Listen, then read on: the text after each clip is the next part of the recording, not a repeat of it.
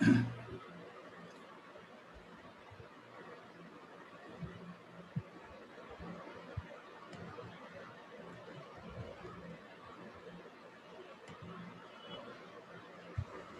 are live.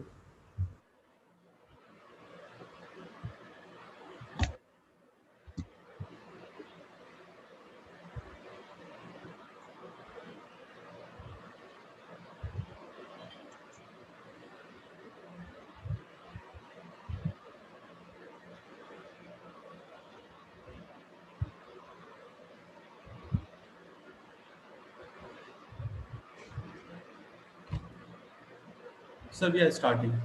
Okay, right. Hi everyone, I'm Ashish, Director of Admissions at Jindal School of Journalism and Communication, and welcome to another session by Jindal School of Journalism and Communication. Today is a session which is really important for all of us, which is on combating fake news, which has become a terrible situation for all of us, and all of us encounter fake news on a daily basis.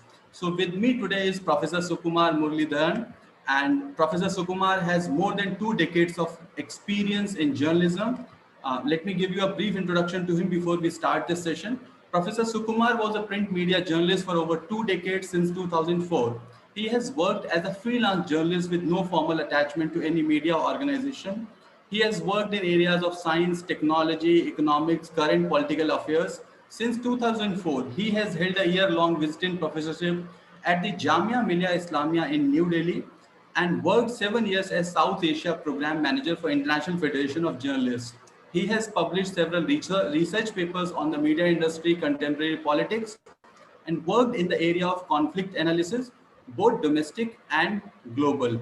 So I'm sure this is going to be an exciting session today with us understanding how we can combat this fake news scenario, and not only combat but also make others learn to deal with this menace that we are facing on everyday basis. So welcome, Professor, for this session, and over to you. Thank you so much, Ashish, and welcome to all the prospective students. I hope you find the session interesting. It's a very important session, and it's a subject that has attracted considerable controversy over the recent past.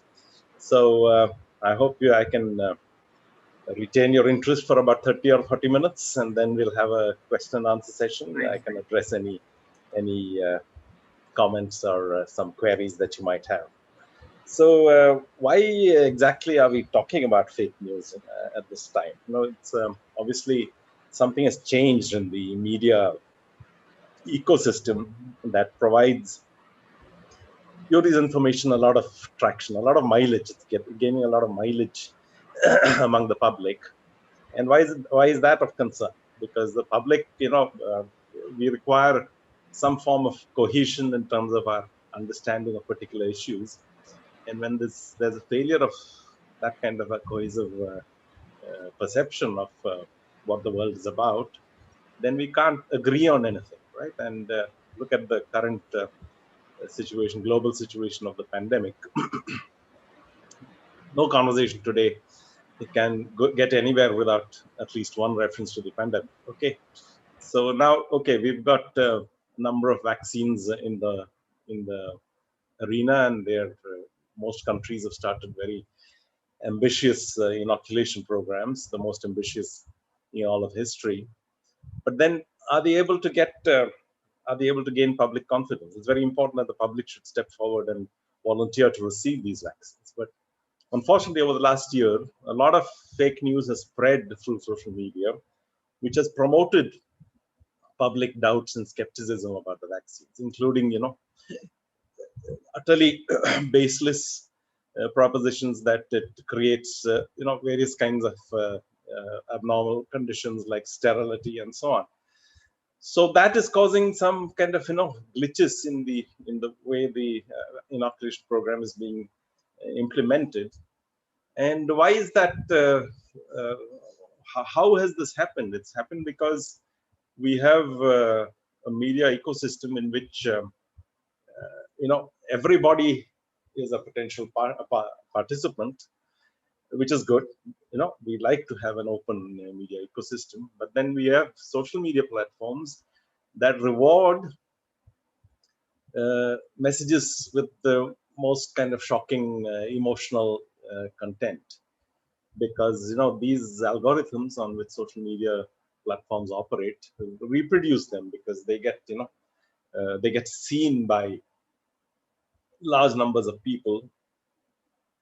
So the advertising model that these social media platforms run on thrives on a large number of people seeing a particular post, because they can tag along some advertisements with that post, and those advertisements fetch them the revenue. So you get a lot of mileage for very dangerous kinds of social media posts, which undermines the kind of the cohesiveness of our response to any kind of an emergency situation. And the pandemic today is an obvious instance of a very serious emergency situation. You can also have in the political arena how fake news can create outcomes that are corrosive, that are damaging. For instance, there was 2 years back, before the general election, you had the Election Commission of India called a meeting of all the social media platforms and the internet service providers, and told them very urgently that we have to attend to this question of fake news through social media. So they came up with a code of conduct for themselves, and then they said that actually we'll try our best to implement and to abide by this code of conduct, but beyond a point we are helpless, because we are neither authors nor publishers. We are neither authors nor publishers, right? We operate on user-generated content. So the users are the authors, and we are just a platform. We're not even a publisher in the sense that we don't actually curate the content or edit it or anything. It's just there. It's just a. So then that raises the question: what exactly is the identity of these social media platforms? So we need to get some clarity on that question, and without that, we are going to witness more and more of possibly the spread, the viral spread of misinformation and disinformation that could produce very adverse social and political outcomes. So in terms of our thinking on fake news, the year 2016 was a turning point. And why was the year 2016 a turning point? Because we had some events in the global arena which kind of shook people's faith in the ability of modern democratic processes to produce, results that are in the general good. Two incidents, particularly in the UK, you had what is called the Brexit referendum, in which there was a referendum on continuing British membership of the European Union, and everybody expected that the electorate would vote to stay inside the European Union. But then, when the votes were counted, it turned out that a majority of about 3% had decided to leave. And since then, there's been a lot of churning in UK politics, and they are unable to really arrive at a satisfactory process of withdrawal from the European Union. And second, of course, was the US election, in which you had Donald Trump winning, despite most of the traditional media saying that he's not really cut out for the job, and that the leadership position that he's aspiring to requires qualities and attributes that he does not have. So 2016 was that turning point, and after that, of course, there had been lots of very optimistic forecasts about what the internet and social media would do in terms of creating more kind of level playing field, a more egalitarian order in which everybody could gain access. It was not just those with the loud voice or with the means or the access to media industry that could have their voices heard. Everybody could. So that was a great force for the good, potentially. there had been some skepticism about that. But from 2016 onwards, after these events, there began to emerge a number of outright, uh, works questioning outright what the impact of social media would be. Now, for instance, there was this book by Timothy Wu, here, Tim Wu, called The Attention Merchants, how the social media operates on the principle of selling people's attention to advertisers. So, the epic struggle to get inside our heads, that was the subtitle. So you can get what the sense of it is. The sense of it is to somehow get our attention and to sell our attention to the advertisers, so that the advertisers contribute to the revenue stream of the social media platform, right? In which it is a process in which the user actually does not count for very much.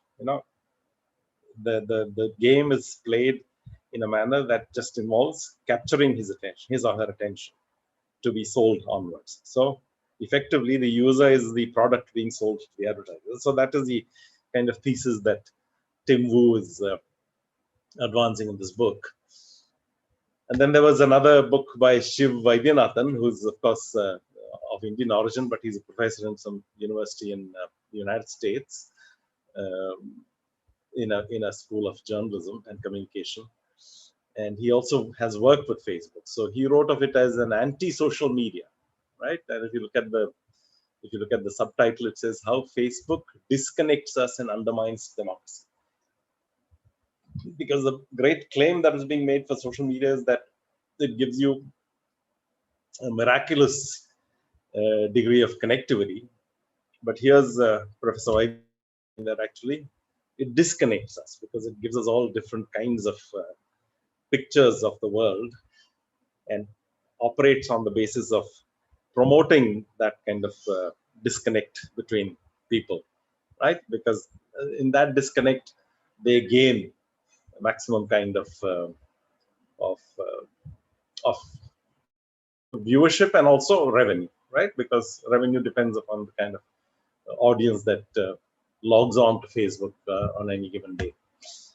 And then there was this other book by a former employee of Facebook. He worked on their advertising algorithms and so on. And he wrote this book called The Chaos Monkeys. The subtitle again is very telling: Inside the Silicon Valley Money Machine. So it's all about it's a mill to just rake in the money for the social media platforms. All the talk about connectivity and all that is really just embellishment. It's just a kind of so what really went wrong? That really is the question that we should be looking at. What possibly could have led to all the optimistic forecasts of the future of human community under social media and under the new kinds of connectivity that internet afforded. What did it? How did it all go south? Right. So obviously, social media is a large part of the story, and it's also about how we understand news. How do we understand news? News is, of course, before we get into the question of fake news, what is the news? That is really something that we need to look at. So in a broad sense, we could say that it is a record of events, right? It's a record of events that happens in a particular time period, right? For a newspaper, a daily newspaper, it's a record of events over 24 hours. For TV channels, it's a kind of minute by minute. For 24-hour TV channels, it's a kind of minute by minute documentation of events that are going on all around us, and so on, right? What is it for social media? And there is for social media, it's a record of events that is shared by millions of users, right? Literally billions of users. For Facebook has I think 3.5 billion users worldwide. It has 400 million users in India, So for Facebook, it's a recording minute by minute of events going on in these billions of lives, right? So which of those events rises to certain degree of public attention? That is really the key question here about how news is propagated, right? So there's a very interesting poster, a cartoon, which I thought would be very, in this context. There's a fire in a building, and normally we would, you know, go to the fire department, record what the fire department is saying, and then broadcast that as news. But now there is a possibility that somebody from that building is actually tweeting about the fire before the fire brigade has even got to the site and seen what is happening. Now, whether that's a good or for bad is one matter, but this poster, this kind of it's a joke. Obviously, it shows you that you know it is ambiguous. You don't want people tweeting about. You want them to get out of that building and get to safety, rather than kind of providing a live kind of a Twitter feed of the event as it's unfolding. So, so, so let's just imagine that you are looking at the means through which, or the principles through which these this documentation of events, of world events, local events, national events is happening on a continuing basis, and how uh, certain kinds of information, certain kinds of events rise to prominence over others, right?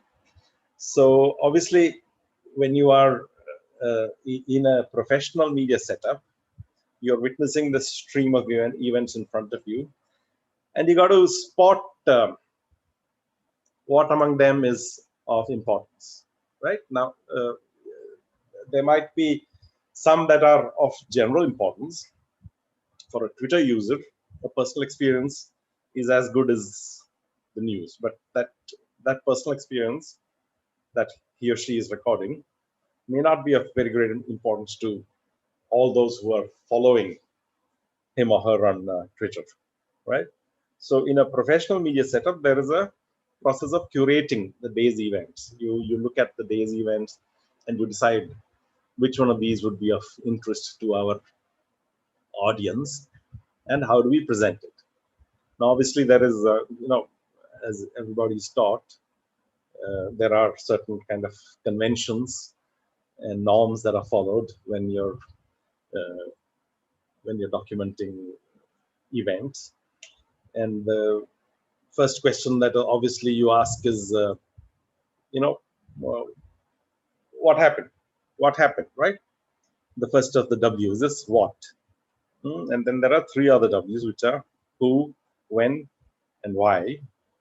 And there's one H, which is how. So all these are not as easy to identify in any given situation. But what happened, of course, is the getting that story is really what the essence of news reporting is, right? And then you go on to the deeper questions. Why did it happen? How did it happen? When is also, of course, part of the basics. Uh, so so there is a possibility that you might get things mixed up right there.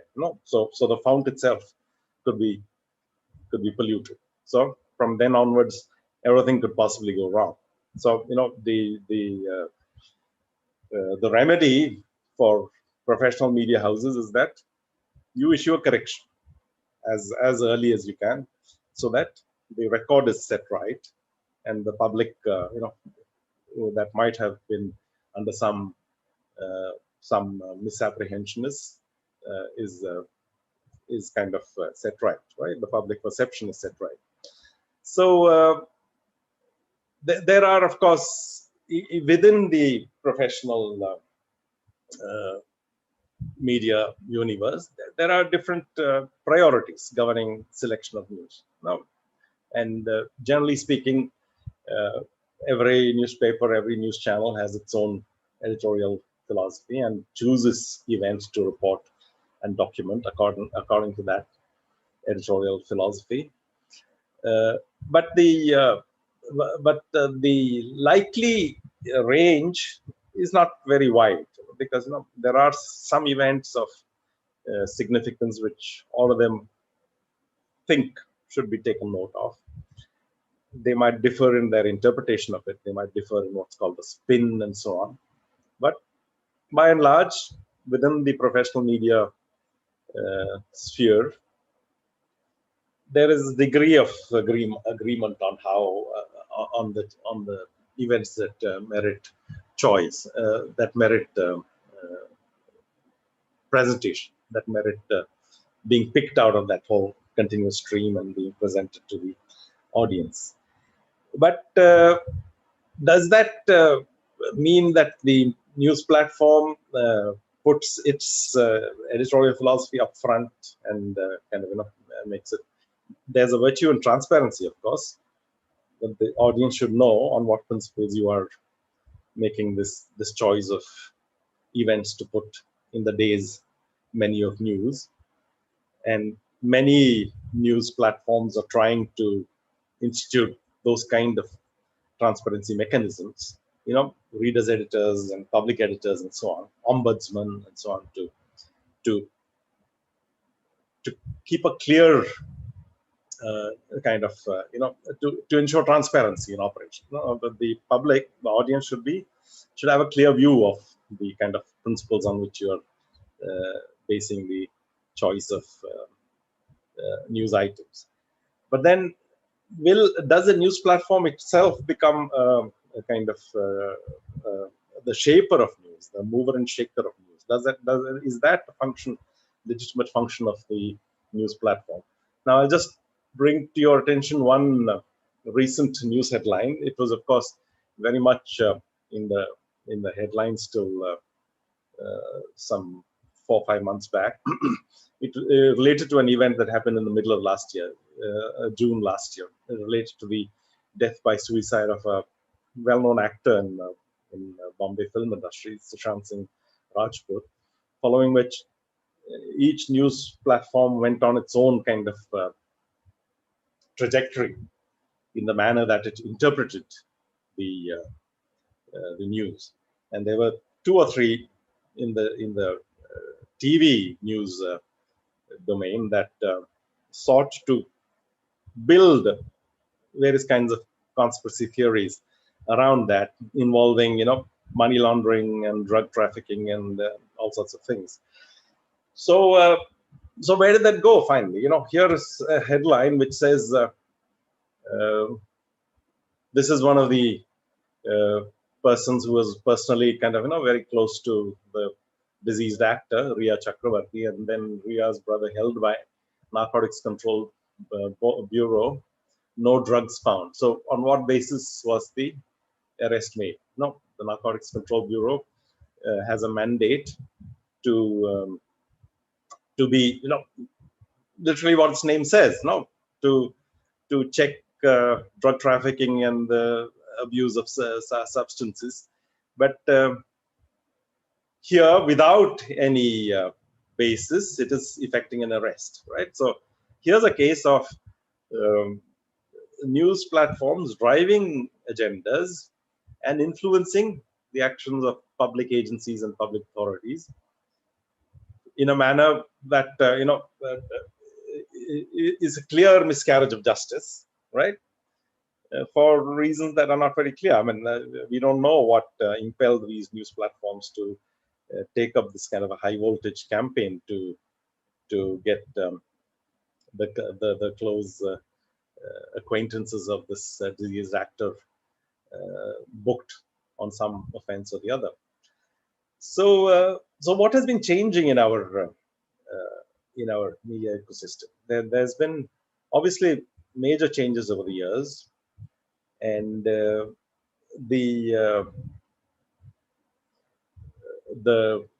conduct of many of the traditional news platforms, which used to operate on the basis of certain clearly stated principles of choice of news items, is now being influenced by more of uh, what they think will sell, what they think will create kind of uh, uh, um, a kind of fervor, a kind of mood of excitement, and gain them attention. Hmm. That is the key factor here. And of course, this is happening in a media system, media environment in which news content is being devalued, in the sense that the news subscriber does not pay very much for the service that he gets. Whether it's a newspaper or a news channel, you don't pay very much. You pay very little, in fact, for newspapers, and you pay nothing at all for news channels, right? So the entire calculus is on capturing the attention of as large an audience as possible by pricing it low, or pricing it or not pricing it at all, and selling that attention onwards to the advertiser.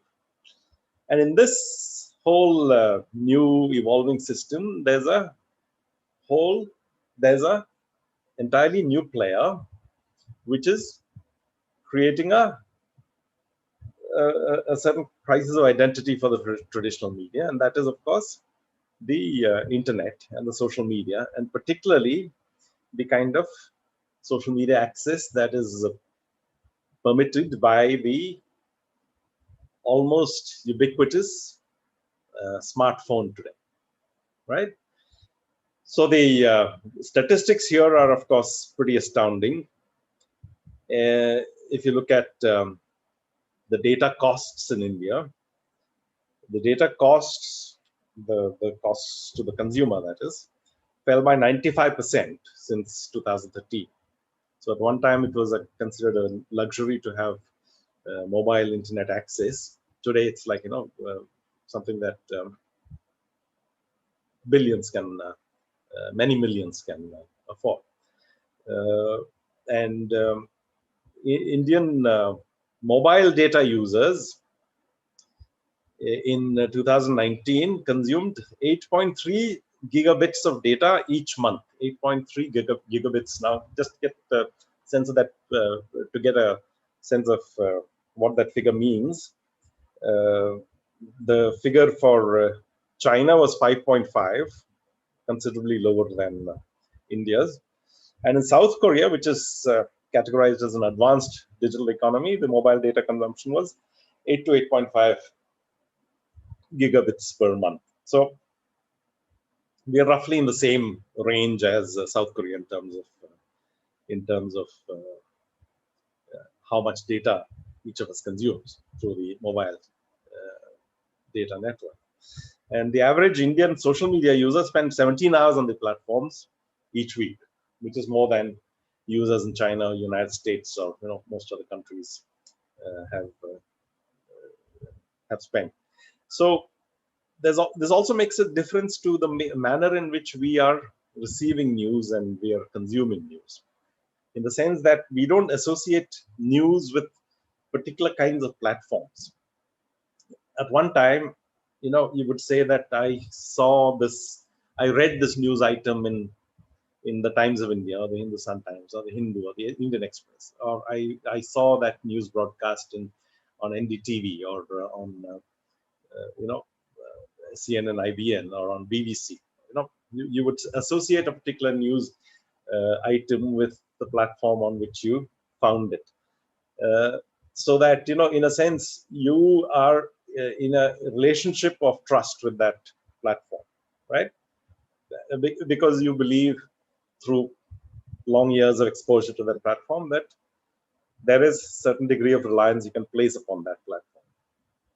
But now that's becoming less and less important. That relationship of trust is becoming less and less important, because now people go by who they heard it from, where they saw it, through some WhatsApp group, or through somebody's Facebook feed, or on Twitter, somebody tweeted it. So that is the kind of process of discovery of news. It's called distributed discovery, It's not associated with one single source. It's distributed discovery. It could be from any source, but where you saw it, which platform you saw it, is now immaterial. It's more important to you to know the source from to kind of associate it with some trusted source, right? You saw it in a WhatsApp group or something like that.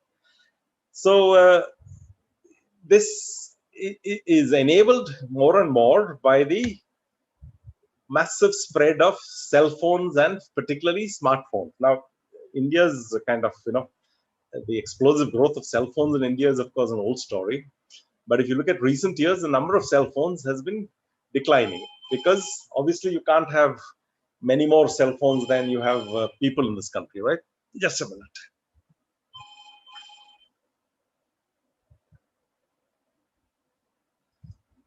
You can't have many more cell phones than you have people in this country, right? So already in 2017, you have 1,200 million cell phones, which is almost one-to-one in terms of the population. Obviously, not everybody had a cell phone. There were many with, many people with 2 cell phones and so on. But that is coming down because obviously, that's an overkill. You don't need that many phones in existence, right? But what's changing is that your smartphone subscriptions are going up, right? So it was just 400 million in 420 million in 2017, and now it's gone up to 1,130. And the forecast is that this is going to keep increasing till almost the entire cell phone base is going to be smartphones. And of course, why would people be buying smartphones in such large quantities?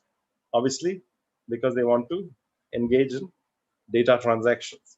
And there you see that the data transactions over each smartphone has gone up from something like 4 gigabits per month to something like 16 gigabits. So it's explosive growth. All this is happening in just space of 4 years. It's increased fourfold, and the forecast is that by 2026 it will be in the range of 26 gigabits or thereabouts.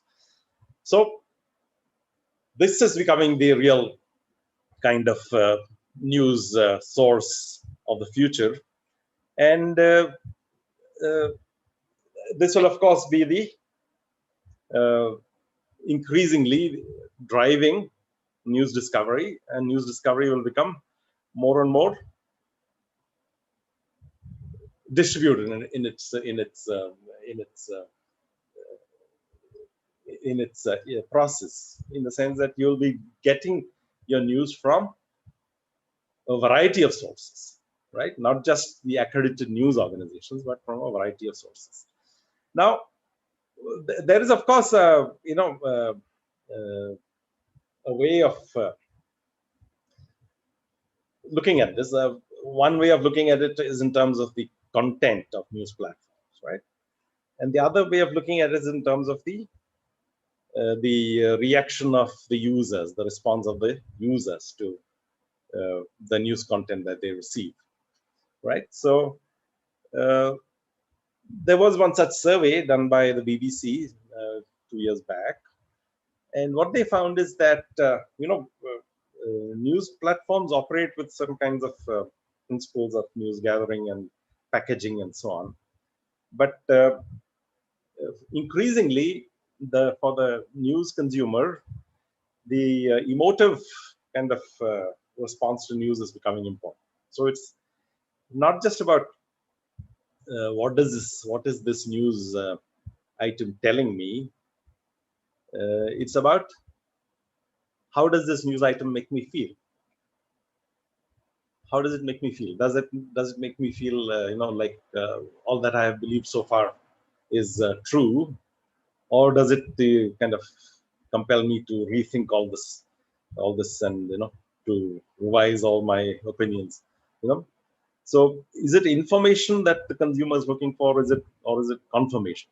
This confirmation bias, that people have a bias towards news items that confirm them in their beliefs. That is what is driving this kind of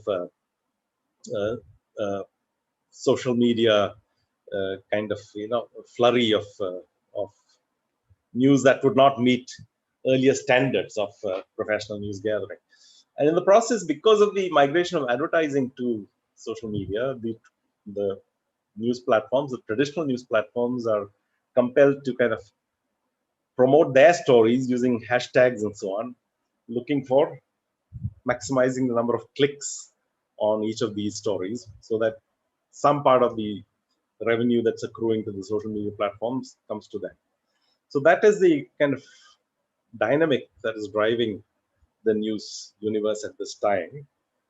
And obviously, the question would then arise whether you can really, as as news professionals, as media practitioners, what can we possibly do about it? There is obviously there is a hazard involved in kind of taking on these kind of social media, these trends, why the trends, the hashtags that go viral.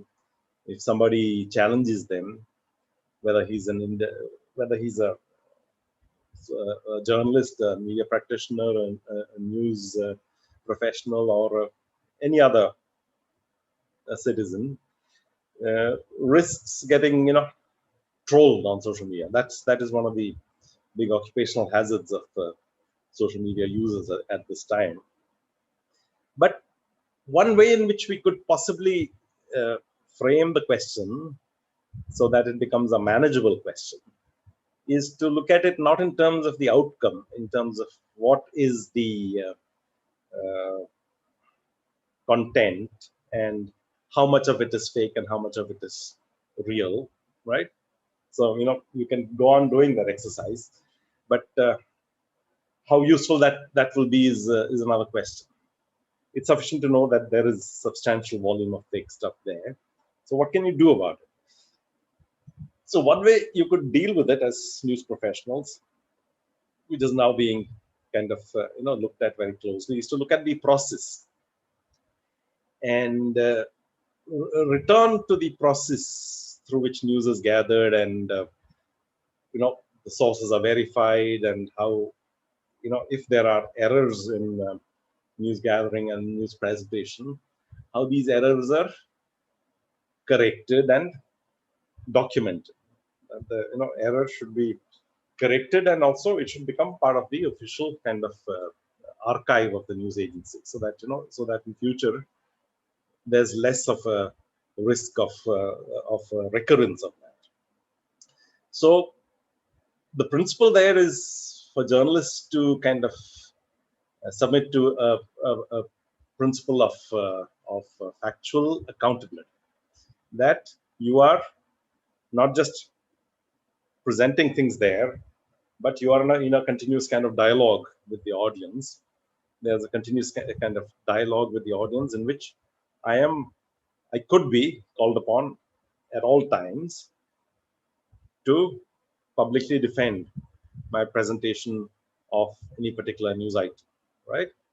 So, in a sense, you are working with the knowledge that the way you present the news is provisional. It's not final. You've not yet had the final word on it, right? That the story is evolving as facts come in, and that you're not averse to changing. You're not kind of wedded to the initial interpretation you gave. You are willing to change as you go along, and that you can respond to the public and show that you're attentive to their concerns in various kinds of ways. So more and more media platforms are now recognizing that the key to winning and retaining audience loyalty is to adopt increasingly some conventions of transparency, that you're not going to remain a kind of black box, where you defend your privilege to kind of lay down how you should approach any particular story.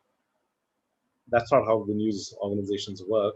News organizations have to accept that they are required to be responsive to audience concerns. Now, it's not going to be easy to make that transition because we are in this kind of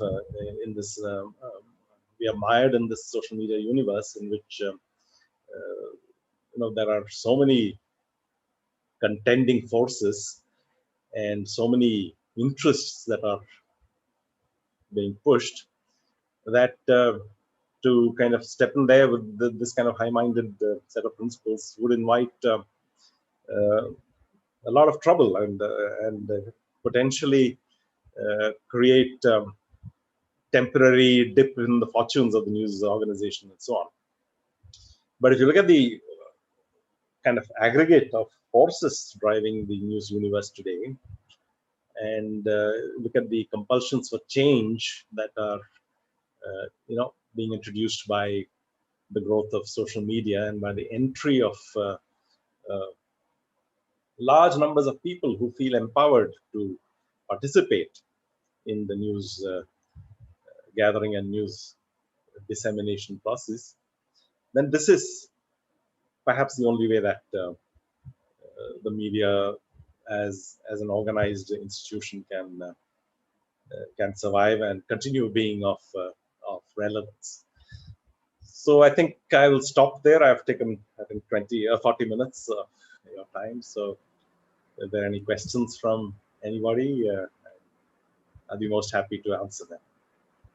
Right, sir. So can you please turn off the screen sharing?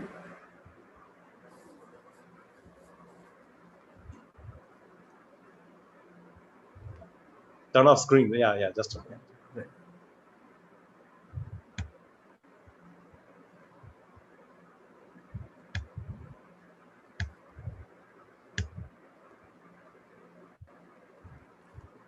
So we have two questions, sir. One is Achal Kapoor has asked that recently we have seen on multiple occasions that some media professionals were found spreading fake news. What is your view on that and how media will handle it? Yeah. Yeah, well, I don't know the specific case that you're referring to. There have been several, let's face that fact. But how we handle it is a good question. Now, there has been an introduction of some rules by the Ministry of Electronics and Information Technology Okay. and the Ministry of Information Broadcasting. They've jointly introduced some rules for social media platforms, which people don't accept as a very great idea because it involves some manner of a forced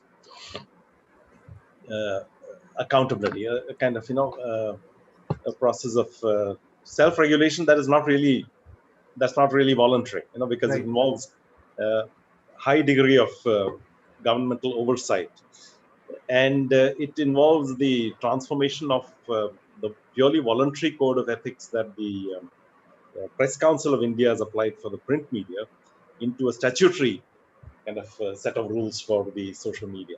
So for that reason, there's a lot of argument going on about that, and there is a petition in the courts also challenging the constitutionality of it. But the final arbiter here is, of course, the audience. So that is the principle on which free media has always existed. That finally you are tested by the authenticity of the news that you put out. Right. Now Right. we are living in a time when there is so much of polarization in society that extreme views and views that kind of promote highly emotional reaction are getting a lot of traction.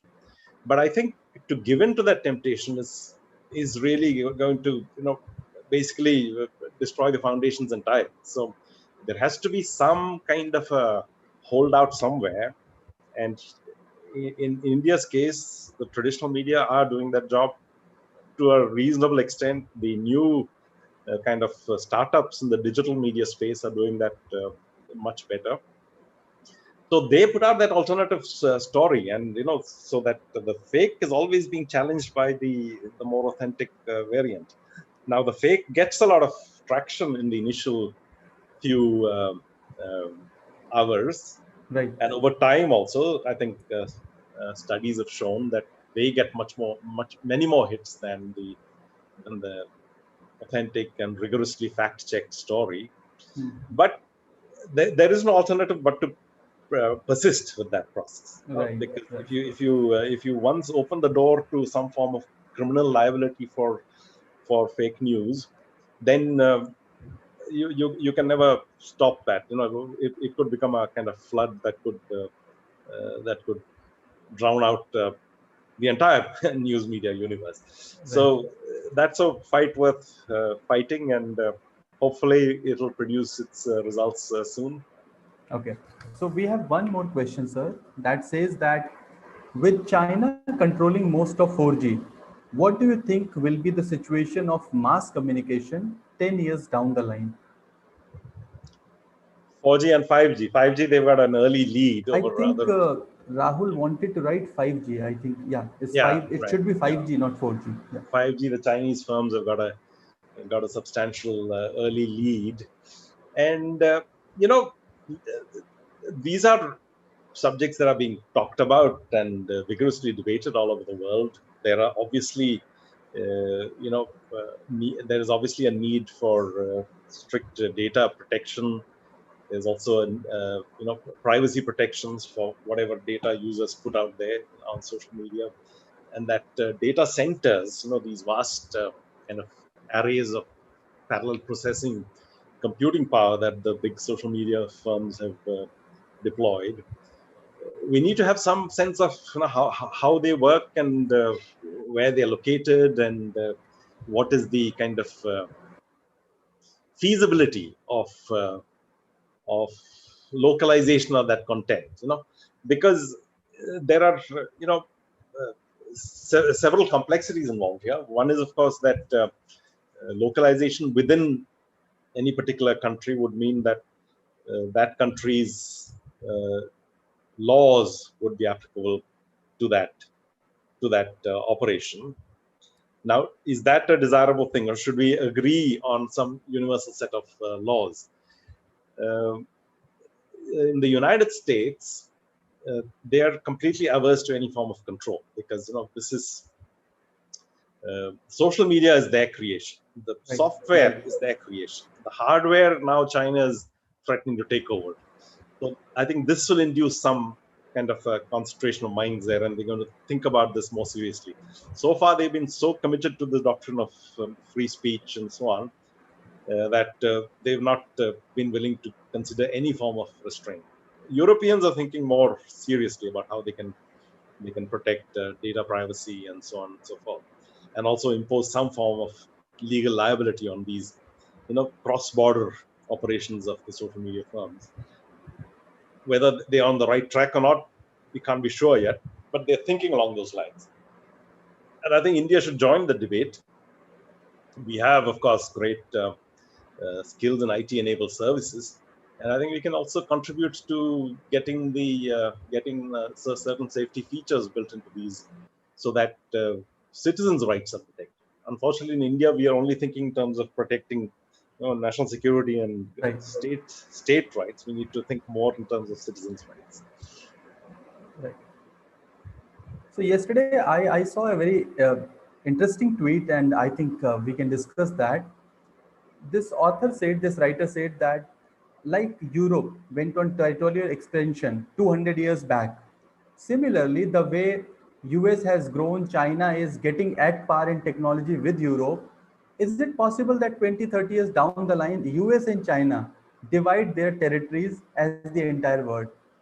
So maybe the rest of the world becomes their territory 20, 30 years down the line. What's your view on that? Yeah, well, information and data are going to be the key drivers of economic change in the next couple of decades. But Right, manufacturing also has its part, and here, of course, China has already kind of entrenched itself as the workshop of the world, yeah, and India had a brief kind of a short brief promise of becoming something like the back office of the world in terms of a center for IT-enabled services and right, software exports. But that promise has waned a little bit. I think yeah, we need to rethink about how we can consolidate our strengths there. And I think building our IT manufacturing capacities would be very key there. So I think that has been neglected over these years, and I think we need to pay attention there now and going forward. But I think we also need to defend and consolidate and in fact strengthen our free media traditions, because I think if we are able to defend the pluralistic media traditions that we have in terms of allowing a free voice for large numbers of people, that contributes to the enrichment of the public discourse, and that is a way of propagating our soft power. It's Right. more than our hard power, more than the kind of military and political power that today the US and China are seeking to project. We've got the opportunity to project the kind of soft power globally. Something like the way our role as the pharmacy of the world has won us a lot of international goodwill. Providing vaccines for the world in the context of this, or something in the manner that our Hindi film industry has contributed to our cultural influence over the world. So Right. there are opportunities for us to use our kind of cultural pluralism for building our global power. Uh, so I think soft powers will play a big role if we recognize and contribute equally on that part. Right. Yeah. So with that, we have come to the end of the session, sir. Any message that you want to give to our upcoming students who will be joining us in this year? Yeah, sure. I mean, all I can say is welcome. Your interest in Jindal is most promising, and hope you are able to join on-campus classes rather than online classes. And these are challenging times, and journalism and communication is a domain that's going through enormous changes. And to come in there and to study these changes as they're occurring before your eyes, that's going to be a real challenge. And it's a challenge that I think faculty and students can meet together. It's something that we can work on together. Right. So welcome aboard once again, and all the best for your board exams as and when they're held. That is very important. The board Yeah, exams are almost coming, so all yeah. the best for that also. And please stay safe, sir. You also stay safe. And um, this is a critical time that we are seeing, so all of us need to be very cautious on that part as well. Okay. Thank you so much, sir, for your time. It was pleasure to host you for this session. Thank